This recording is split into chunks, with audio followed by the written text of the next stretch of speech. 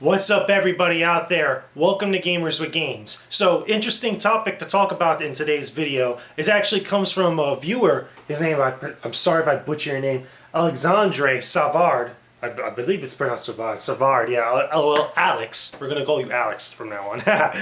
So, he actually sent me a cool, interesting topic to kind of bring to you guys and actually discuss a little bit. It's about what's the difference and how do you tell the difference between pro gaming and addictive gamer, which is basically the difference between passion and obsession. And this comes based off of an actual article. I'm actually looking at it right now on my laptop, that actually was published on just some random news site. It's like WCO News or something. Something so obscure I doubt a lot of people really go to, even though probably hundreds and thousands of people do, but not as much as like CNN or USA or something like that. But basically, they published an article that was pretty much talking to a few doctors about what is the difference between a pro gamer and an addict. Basically, like, how far can really a pro gamer go before they're really considered a video game addict? So, according to them, really, it's the difference between the two is because the pro gamer usually is always constantly increasing their skills, even if it's like small increments over time. They're usually playing to get their skills better. They're not just playing for the sake of playing, and whatever glory that they get, they're kind of just cool with and they're just going to chill out. Usually, they kind of define it as that the addict usually just kind of caps off and reaches a plateau where their skills can't increase anymore. Now, to be honest with you guys, I disagree wholeheartedly with this. I think there's a little bit much more to it. And on top of that, they even tried to throw in a little bit of science in there. You always got to throw in a little bit of science to get some credibility. But basically, they're saying that usually at the age of like 25 is usually where they kind of cap off. A particular person caps off in their ability to kind of problem solve, their kind of like reaction speed, and a bunch of other little factors like that. Now, while there is a bunch of plausibility to that, I actually want to look at this a little bit of a different way. And really, to me, the difference between a pro gamer and an addict usually just comes down to one specific thing. And it has to do with their mindset. It has to do with their mentality. It has to do with their drive, specifically. Usually how you tell the difference between someone who's passionate and someone who's obsessed, and i.e. is really just lazy, because some of you guys out there are throwing the word passionate around, not really understanding what it necessarily means. It's another way for you to actually substitute a much more better word for the term lazy, to be honest with you guys. I'm just going to put it out there. We're friends. We're best friends. Or whatnot. I'm bringing you guys info. You guys are listening. I'm trying to help you guys out, get a little bit stronger. And it first starts by telling you guys the truth. So I'm just saying. So, basically, the difference between a passionate gamer and an obsessed gamer usually really stems to how much that person's drive is usually going and what their kind of like, their direction is. What is their motivation? If they're just motivated by playing video games all day, just for the sake of just playing video games, not necessarily trying to do something with it, that usually comes out to being just obsessed with the games. You're obsessed with the good type of feeling you get from playing a specific type of game. It doesn't matter what video game it is. It could be an MMO, it could be a multiplayer game, an FPS, or, like something like, simple like Rocket League, since I just reviewed Rocket League not so long ago. You're really addicted and kind of obsessed with the good feelings that you get from just playing the game, that you shut out the world around you. You shut out everything in your room, you shut out everything that's outside of your house, you shut out other people, you just focus really on just the good feelings you get from that game, and you constantly do it over and over again. Kind of like an addict is when they actually take any sort of kind of like drug, like heroin, cocaine, marijuana, etc.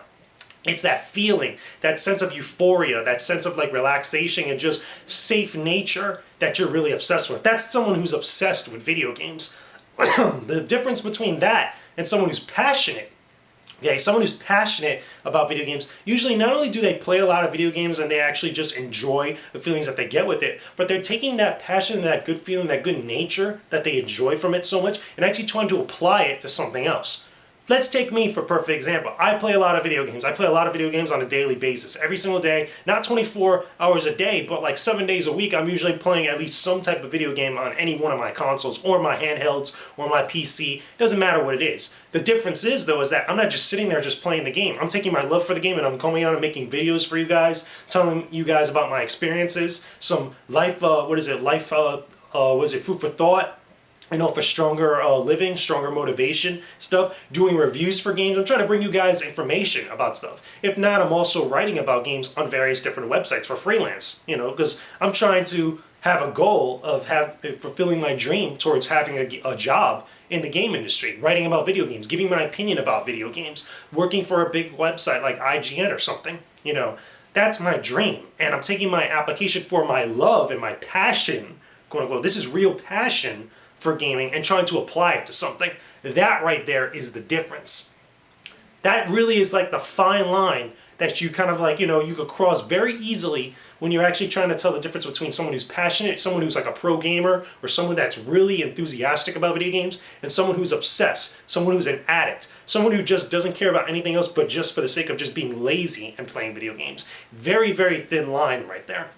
Now, for me, you know, again, they get into the science of it where it has to do with age and stuff, and that really doesn't kind of work for me. I really don't kind of like hold a lot of value in that, even though there may be some biological factors that have to do with, you know, the way that you kind of like your focus is and how you're actually, you know, motivated to do one thing or another and such. And they really kind of bear it down to the age of 25. But I think this goes beyond ages, and it also goes beyond sexes. It goes beyond genders. It doesn't necessarily go for just male or female like that. They really kind of harp on the male, which again, gaming is a more male-dominated, type of hobby and such, even though there's more female gamers coming out now and actually be a little bit much more present and actually in their love for video games and such. But this study really focuses on the male, and I'm not really kind of too keen on that. I think that really the way that I approach it is like where your motivation lies and where your actual direction lies and your actual drive to apply your love for video games or apply whatever your actual love and your passion is for, that kind of breaks beyond age boundaries, that breaks beyond gender boundaries and such. So